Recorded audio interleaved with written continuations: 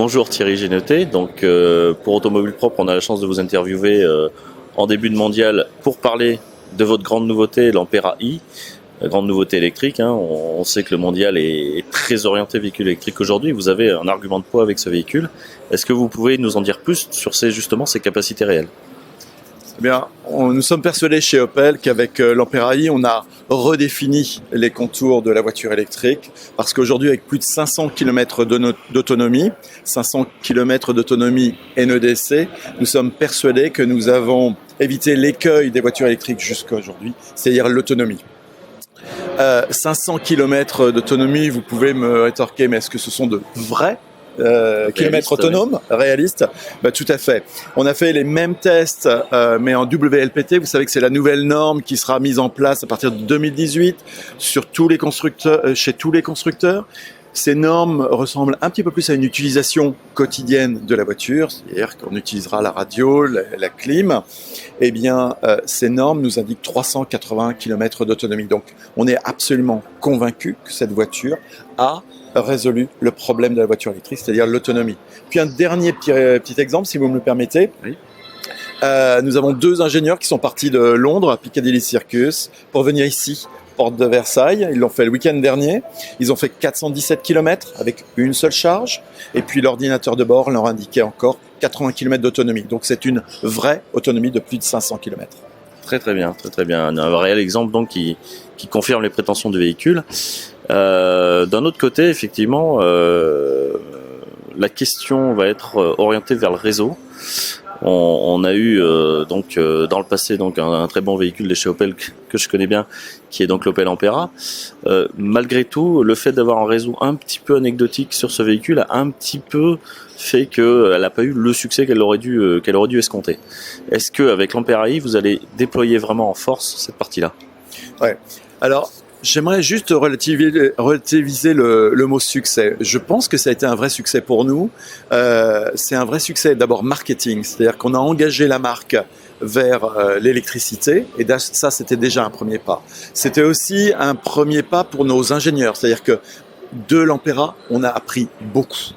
Et aujourd'hui, avoir une Ampera i, ce n'est pas anodin. C'est qu'on sait aujourd'hui faire des voitures électriques basées sur les expériences que l'on a pu avoir avec l'Ampera. Par exemple, si je peux vous parler de cette voiture, cette plateforme est une toute nouvelle plateforme, et cette plateforme est, je vais l'appeler électrique, c'est-à-dire qu'elle a été conçue à l'origine pour accueillir des batteries électriques. Donc, qu'est-ce que ça permet ? Ça permet d'avoir une voiture évidemment électrique, avec des batteries idéalement conçues pour que l'espace soit l'espace d'une vraie voiture. Aujourd'hui, vous avez une 5 places. Vous avez une 5 places, pas 4. Je fais référence à... Mais 5 places. 5 places et un coffre... Et 380 litres de coffre. Donc vous avez en fait une compacte dans un véhicule qui ressemble à un monospace compact, mais des lignes de crossover. Et vous parliez du réseau. Alors le réseau, sur des voitures aussi pointues, il faut quand même réserver ces voitures à un réseau, je veux dire, convaincu, engagé, spécialisé. Vous en avez fait l'expérience, vous m'en parliez tout à l'heure. Je ne peux pas encore vous donner les détails de ce réseau l'année prochaine. Sachez simplement pour vous convaincre, c'est que ce n'est pas juste un one-shot, qu'on est convaincu de l'électricité, que cette voiture en est la preuve et qu'on a de très belles ambitions avec l'Ampera i. Et puisque Monsieur Génotet, vous êtes directeur du marketing, également d'un point de vue marketing, comment vous placez-vous par rapport à vos concurrents ? Quelle va être votre force de frappe commerciale justement avec ce véhicule ? Alors, on veut cette Ampera i comme la voiture électrique accessible. Accessible en termes de prix, je ne peux pas vous en parler encore. Mais en tout cas, ce que je peux vous dire, c'est qu'elle est accessible en termes d'utilisation, encore une fois. Le grand écueil des voitures électriques, c'était effectivement leur autonomie. C'était aussi la vitesse de recharge. Aujourd'hui, on sait qu'en 30 minutes, vous allez gagner 150 km d'autonomie électrique avec cette Ampera i. C'est pas le plus rapide, mais... C'est pas le plus rapide, mais on n'a pas l'ambition d'être le plus rapide. En tout cas, on a l'ambition d'être accessible, parce que les plus rapides sont un petit peu moins accessibles. Oui. On veut être accessible au quotidien de nos clients. Et en termes de positionnement, c'est exactement l'angle que l'on va prendre. Très bien, je vous remercie beaucoup. Je vous en prie. On va pas vous poser beaucoup plus de questions, on attend beaucoup de ce véhicule. Je peux vous donner un dernier chiffre. Oui, allez-y. Un dernier chiffre.